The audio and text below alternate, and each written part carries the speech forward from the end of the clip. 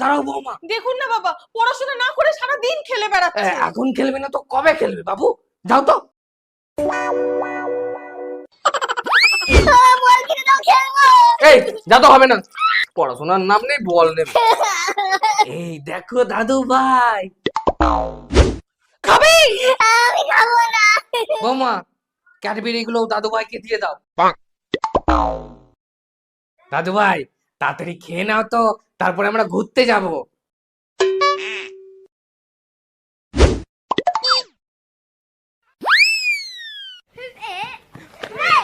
দাদু ভাই আস্তে আস্তে।